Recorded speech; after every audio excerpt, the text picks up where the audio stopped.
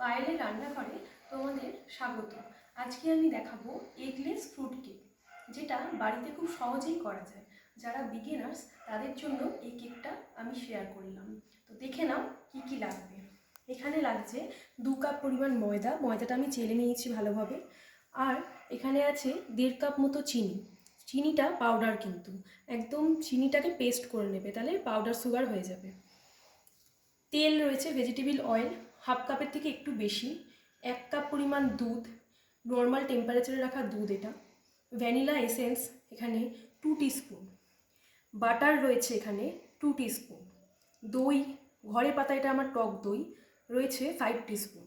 আর ইনো fruit salt, আমি এখানে baking powder বা বেকিং সোডা কিছু দেবো না, আজকে আমি ইনো ফ্রুট সল্ট দিয়ে তোমাদের করে দেখাবো। এটা আমি দেখো এখানে ইনো ফ্রুট সল্ট নিয়েছি, 1 টিস্পুনের মতো ইনো ফ্রুট সল্ট নিয়েছি। এখানে ড্রাই ফ্রুটস রয়েছে, আমন্ড নিয়েছি, কিশমিশ নিয়েছি, কাজু বাদাম নিয়েছি, এখানে ডেটস নিয়েছি, পিঠা নিয়েছি আমি, আর চেরি নিয়েছি।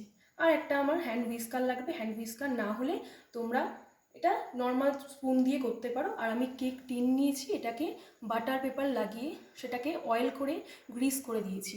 বাটার পেপার মানে কি বলো তো, তোমরা যে ট্রেসিং পেপার দিয়ে ছোটোবেলায় ট্রেস করতে, সেই ট্রেসিং পেপারটাই বাটার পেপার বলে। ওটাকে ভালোভাবে অয়েল দিয়ে গ্রিস করে নিতে হবে। দেখো আমি ভালোভাবে অয়েল দিয়ে গ্রিস করে নিয়েছি। চলো এবার রেসিপিটা শুরু করা যাক। আমি ময়দার মধ্যে চিনিটা আমি দিয়ে দিচ্ছি।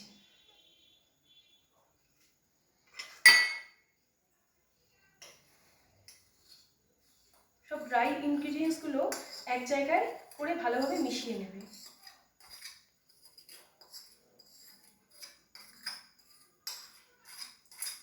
আমি এটা ভালোভাবে মেশাবো, মেশানো অবধি আমি ওয়েট করছি। আমি তোমাদের আরেকটা জিনিস দেখাতে ভুলে গেছি, তার জন্য সরি। এটা হচ্ছে এখানে নুন দিতে হবে। নুন হচ্ছে আমি 1/2 টিস্পুনের মতো নুন দিয়ে দেবো।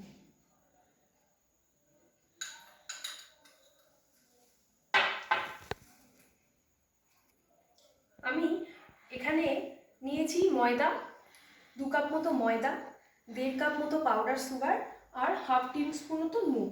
সেটাকে ভালোভাবে মিশিয়ে নিচ্ছি। এর মধ্যে আমি দিয়ে দিচ্ছি মাখনটা মেল্টেড করা।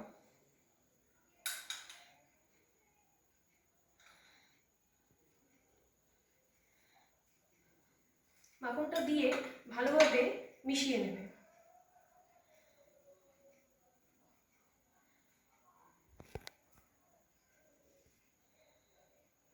মাখনটা দিয়ে ভালোভাবে মিশিয়ে নিয়েছি। এর মধ্যে আমি আমার ঘরে পাতা টক দই দিচ্ছি।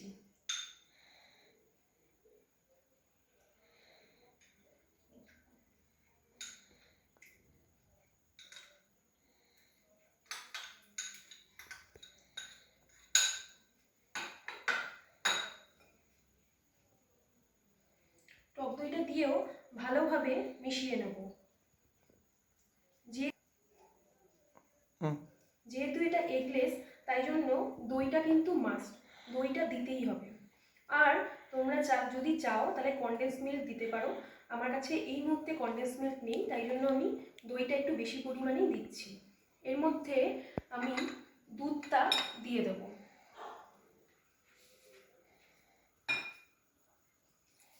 দুধটা আমি পুরোটা দিচ্ছি না, হাফ দিচ্ছি, তারপর যদি লাগে তারপর আবার দেব। এর মধ্যে ভেজিটেবল অয়েলটাও দিয়ে দিচ্ছি, এটাও আমি হাফ দিলাম, যদি লাগে তখন আমি আবার দেব। মিশ্রণগুলো ভালোভাবে ফেটিয়ে নেবে। এটা মেশানোর পরে আমি হ্যান্ড হুইস্কার দিয়ে ভালোভাবে ফেটাবো।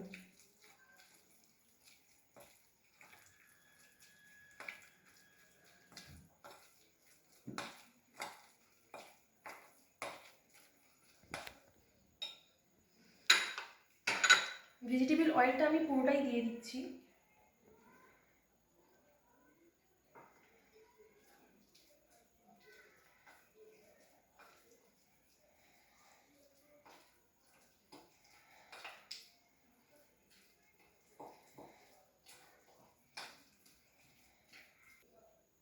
ভেজিটেবিল অয়েলটা পুরোটা দিয়ে আমি মিশিয়ে নিয়েছি। আমার মনে হচ্ছে দুধটা আর একটু লাগবে, তাই আমি আর একটু দুধ দিয়ে দিচ্ছি। দিয়ে আবার ভালোভাবে মিশিয়ে দিচ্ছি। দুধটা দিয়েও ভালোভাবে মিশিয়ে দেবে।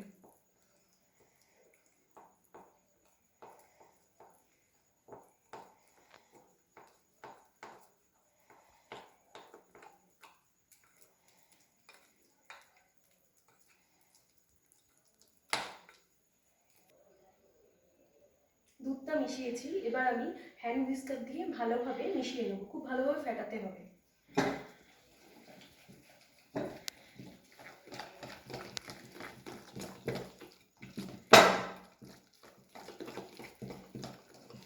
আর একটু দুধ দিয়ে দেবো এর মধ্যে।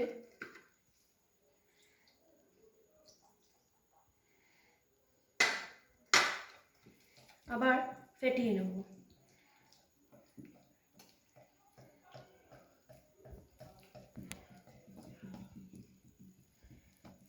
খুব ভালোভাবে ফেটাবে। যত ভালো ফেটাবে তত ভালো স্পঞ্জি হবে।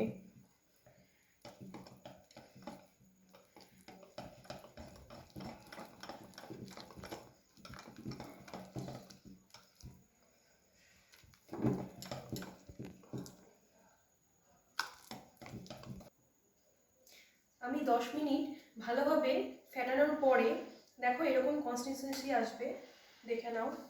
ভালোভাবে 10 মিনিট ধরে ফেটাবে।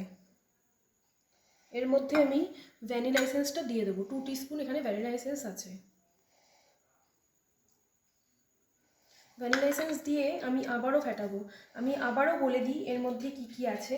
ময়দা 2 কাপ, চিনি পাউডার সুগার রয়েছে 1.5 কাপ। ময়দা আর চিনির রেশিওটা এরকম পরিমাণে নেবে, কারণ চিনি আর ময়দা যদি সেম রেশিওতে নাও তাহলে কি হবে, কেকটা নিচে ঢুকে যাবে। চিনি বেশি হলে কেক কি হয়, নিচে ঢুকে যায়, ফোলে না। তাই জন্য ময়দা চিনির রেশিওটা এই হিসাবে নেবে। আর এর মধ্যে দিয়েছি বাটার, দই, টক দই, আমার বাড়িতে বানানো টক দই, দুধ দিয়েছি। দিয়ে ভালোভাবে এটাকে ফেটিয়ে নিয়েছি 10 মিনিটের মতো। ভালোভাবে ফেটানোর পরে এর মধ্যে আমি ভ্যানিলা এসেন্সটা দিয়ে দিয়েছি। 2 টিস্পুন মতো ভ্যানিলা এসেন্সটা দিয়ে ভালোভাবে ফেটিয়ে নিচ্ছি। আবারও প্রায় 1 মিনিটের মতো একটু ভালোভাবে ফেটিয়ে নেব।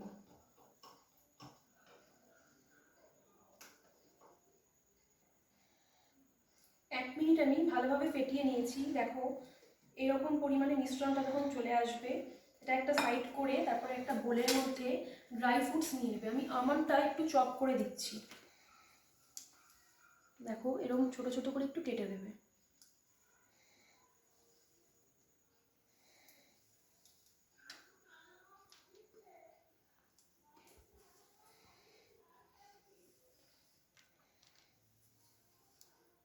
কাজু এখানে আমি কেটে দিলাম।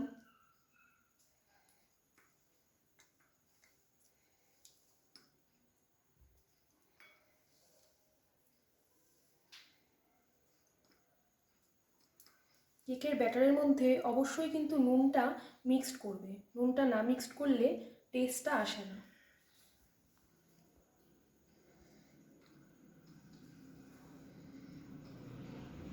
আমি এখানে ড্রাই ফ্রুটসগুলো এবার দিয়ে দেবো।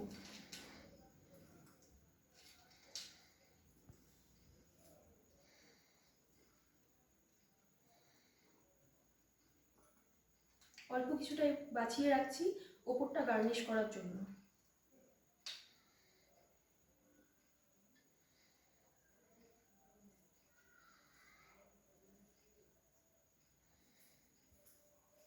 এবার আমি এখানে 1 টিস্পুন মতো ময়দা নিয়েছি। তোমরা অনেকেই জানো না যে ড্রাই ফ্রুটসগুলোকে ময়দার কোটিং করতে হয়। ময়দার কোটিং না করলে কী হয়, অনেকেই আমাকে বলেছে যে আমার ড্রাই ফ্রুটসগুলো নিচে নেমে যায়, কেক তৈরি করার সময় ওপরে দিয়ে দেয় বাট নিচে নেমে যায়। সেটা কেন হয়? এটা কারণ হচ্ছে ড্রাই ফ্রুটসগুলোতে ময়দার কোটিং লাগাতে হয়। কোটিং লাগালে দেখবে ড্রাই ফ্রুটসগুলো যেরকমভাবে দিয়েছো ঠিক সেই পজিশনেই থাকবে, সেটা আর নিচে নামবে না।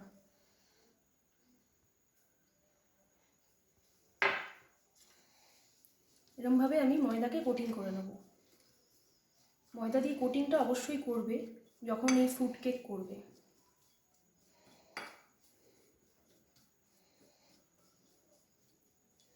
এরকমভাবে কোটিং করা হয়ে গেলে দেখো পুরোটাতে এরকম কোটিং করে দেবে, যা যা ড্রাই ফ্রুটস আছে তার মধ্যে এরকম ময়দা দিয়ে কোটিং করে দেবে।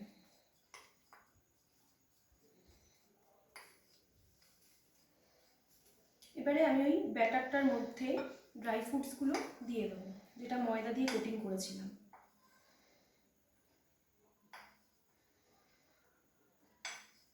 আমি যেরকমভাবে বলছি ঠিক স্টেপ বাই স্টেপ সেরকমভাবে করবে, দেখবে তোমার কেক খুব সুন্দর হবে।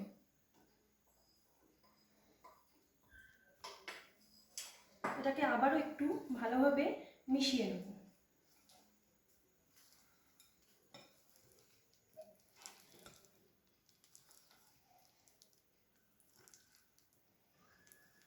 দেখো মেশানোর পরে কি হচ্ছে, ময়দার যেহেতু কোটিং করেছো এখানে যেরকম দেবে সেরকমই থাকবে, নিচে আর পড়ে যাবে না। ময়দার কোটিংটা কিন্তু অবশ্যই অবশ্যই করবে। আমার ব্যাটারটা রেডি হয়ে গেছে। এবারে আমি আমার কেক ওভেনটা 10 মিনিটের মতো প্রিহিট করতে দেবো। তো ওয়েট করো একটু, আমি ওভেনটা একটু প্রিহিট করে আনি। কেকের ওভেনটা আমি প্রিহিট করতে দিয়েছি। এবারে আমি এর মধ্যে একদম লাস্টে ইনো ফুড সল্টটা দিয়ে দেবো। ইনোটা কিন্তু একদম লাস্টে দেবে যখন তুমি এই টিনটাকে কেক ওভেনে রাখতে যাবে, কারণ আগে দেবে না, তাহলে কিন্তু ইনো রিয়াকশন করে। সুতরাং জাস্ট এটা দিয়েই সঙ্গে সঙ্গে ওভেনে বসিয়ে দেবে। এখানে আমি 1 টিস্পুন মতো ইনো ফুড সল্ট নিয়েছি।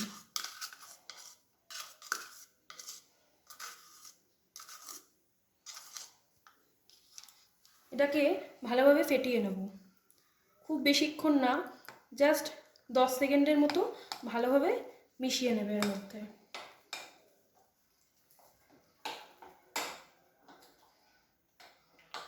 পুরো ব্যাটারটাতেই ভালোভাবে মিশিয়ে নেবে।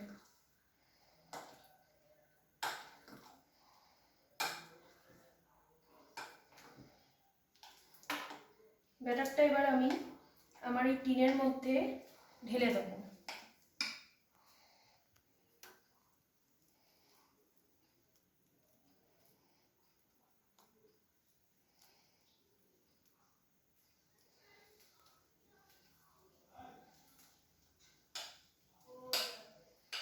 তোমরা যদি চাও এর মধ্যে কোকো পাউডার দিতে পারো 1 টিস্পুন মতো, বাট আমার এই কালারটাই বেশি ভালো লাগে, তাই জন্য আমি ফ্রুট কেকটা এরকমভাবেই করি। তোমাদের যদি মনে হয় যে একটু ব্ল্যাকিশ টাইপের লাগবে তাহলে তোমরা দিতে পারো কোকো পাউডার, কিন্তু 1 টিস্পুন মতো দেবে।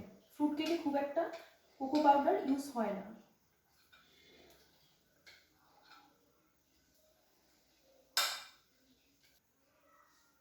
আমি ব্যাটারটা দেখো পুরোটা ঢেলে দিয়েছি। এবারে এরকমভাবে ট্যাপ করে দেবে, ভিতরে যে এয়ার বাবলসগুলো থাকে সেগুলো তাহলে বেরিয়ে যাবে। এরকমভাবে ট্যাপ করে দেবে, তাহলে এয়ার বাবলসগুলো কিন্তু বেরিয়ে যাবে। আর কোকো পাউডারটা একদম প্রথমেই দেবে যখন ড্রাই ইনগ্রিডিয়েন্টসগুলো মেশাবে, সেটা একটু চেলে দেবে। আমি যেহেতু কোকো পাউডার এখানে মেশাইনি তাই জন্য তোমাদের লাস্টে বলে দেবে। আর এটা কিন্তু কেকটা একদম স্টেপ বাই স্টেপ ফলো করবে, তাহলে কেকটা কিন্তু স্পঞ্জি হবে, নয়তো কিন্তু তোমাদের কেক স্পঞ্জি হবে না তোমরা যদি স্টেপ জাম্প করে যাও। ভালোভাবে আমি ট্যাপ করে নিয়েছি। এর মধ্যে এবার ড্রাই ফ্রুটসগুলো জাস্ট গার্নিশ করে দেবো, দেখতে সুন্দর লাগবে তার জন্য।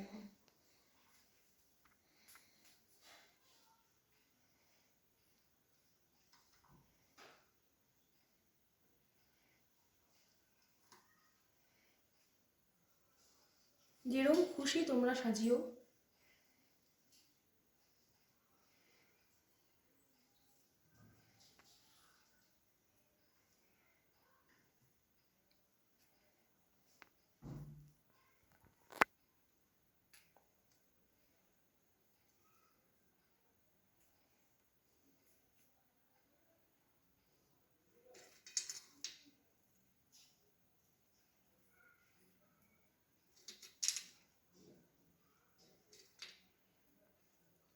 ওপরে কিশমিশটা দেবে না, কারণ কিশমিশ দিলে কিন্তু ওপরটা একটু পোড়া পোড়া হয়ে যায়।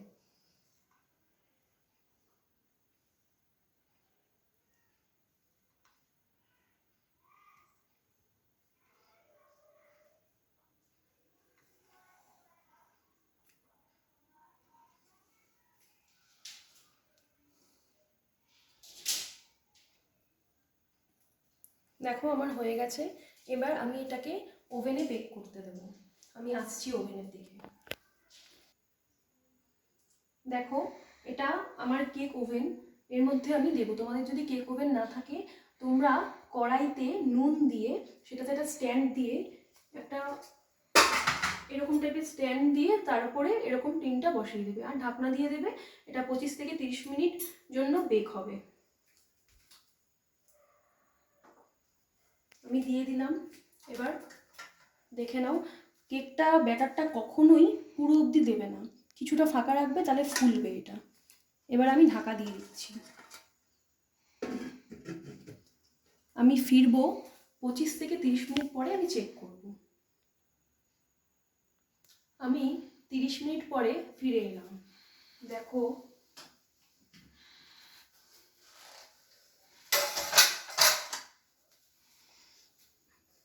এরকমভাবে একটা টুথপিক নিয়ে সেটাকে ঢুকিয়ে দেখবে যে পুরো টুথপিকটা ক্লিয়ার আসছে কিনা। দেখো আমার টুথপিকটা কিন্তু ক্লিয়ার আছে। যদি সেরম হয়, বাড়িতে যদি টুথপিক না থাকে, এরকম একটা সরু ছুরি, এত বড় না, একটু সরু ছুরি নিয়ে সেটাকে ঢুকিয়ে দেখে নেবে। যদি ক্লিয়ার আসে তাহলে তোমার কেক হয়ে গেছে। আমারটা ক্লিয়ার এসে গেছে, তাই আমার কেক হয়ে গেছে। আর দেখে না এটা সফটও হয়েছে। আমি পরে সেটা বার করে দেখিয়ে দিচ্ছি। আমি এটা একটু ঠান্ডা করতে দেবো, তারপর আমি ফিরে আসছি। 15 মিনিট পরে ঠান্ডা হয়ে গেলে তারপর আমি ফিরে আসছি। দেখো আমি 15 মিনিট ঠান্ডা করার পরে ফিরে আসলাম। এটাকে এরমভাবে একটা নাইফ দিয়ে সাইডগুলো এরমভাবে ছাড়িয়ে নেবে, তারপরে একটা প্লেটের মধ্যে ট্রান্সফার করে নেবে।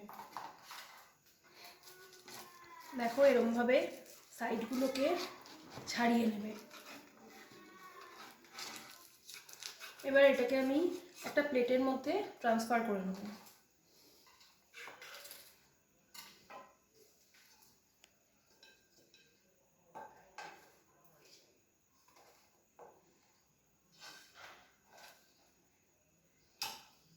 এরমভাবে ট্রান্সফার করে নেবে, আস্তে আস্তে বের করবে।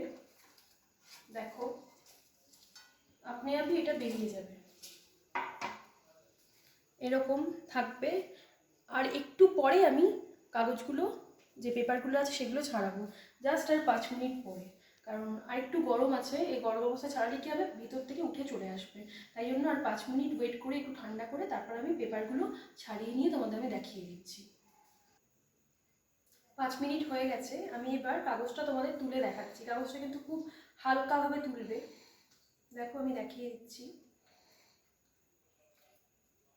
খুব সাবধানে তুলবে কাগজটা।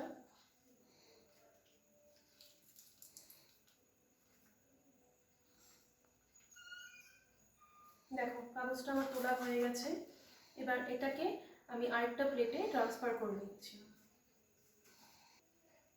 দেখো আমি আরেকটা প্লেটে নিয়ে নিয়েছি। এবার তোমাদের কেটে দেখিয়ে দেবো। ভিডিওটা অনেকটা লেন্দি হয়ে গেল, কিন্তু তোমাদের স্টেপ বাই স্টেপ দেখানোর জন্য আমার এটা করতে হলো। কারণ যদি ঠিকঠাক না হয়, স্টেপ বাই স্টেপ না হয়, তাহলে কিন্তু দেখো এরকম স্পঞ্জি হয় না, কেক কিন্তু স্পঞ্জি হবে না। দেখো সুন্দর স্পঞ্জি হয়ে গেছে। তাই জন্য ভিডিওটা একটু লেন্দি হলো। ভিডিওটা তোমরা কিন্তু স্টেপ বাই স্টেপ দেখো, জাম্প করে যেও না, তাহলে কিন্তু ঠিকঠাক পারবে না। আর আরেকটা কথা তোমাদের বলে দিই, আমার এটা 30 থেকে 35 মিনিট মতো বেক হতে লেগেছে। কোনো কোনো সময় এরকম হয় 35 থেকে 40 মিনিট পর্যন্ত লেগে যায়। ওটা একটুখানি 25 মিনিট পরই কাঠি দিয়ে একটু চেক করতে থাকবে। সব সময় টুথপিক দিয়ে চেক করতে থাকবে। টুথপিক হোক বা তোমার নাইফ হোক, সরু কোনো নাইফ থাকলে সেটা দিয়ে সবসময় চেক করতে থাকবে। কারণ কি, বেশি বেক হয়ে গেলেও সেটা কিন্তু শক্ত হয়ে যাবে আর পুড়ে যাবে। সুতরাং 25 মিনিট হয়ে গেলে তারপরে দাঁড়িয়ে থাকবে, সেটাকে চেক করতে থাকবে। মোটামুটি 30 থেকে 35 মিনিটে হয়ে যায়। যদি কখনো না হয় একটুখানি 1 মিনিট 2 মিনিট করে চেক করতে থাকবে। আমি কেটে তোমাদের দেখিয়ে দিচ্ছি।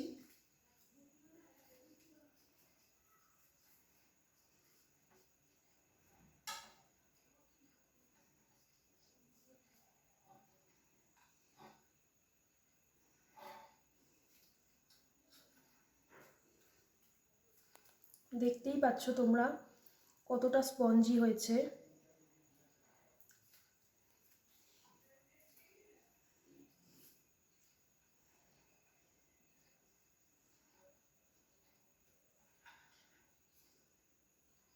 আমি কেটে প্লেটে ট্রান্সফার করে তোমাদের আমি দেখিয়ে দিচ্ছি যে কতটা এটা স্পঞ্জি হয়েছে।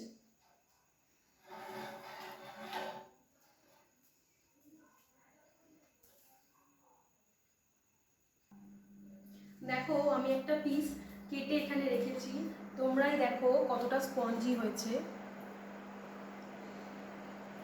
আমার ভিডিওটা যদি তোমাদের ভালো লাগে তাহলে লাইক, শেয়ার, কমেন্ট করতে ভুলো না, কিন্তু সাবস্ক্রাইব কিন্তু অবশ্যই করবে।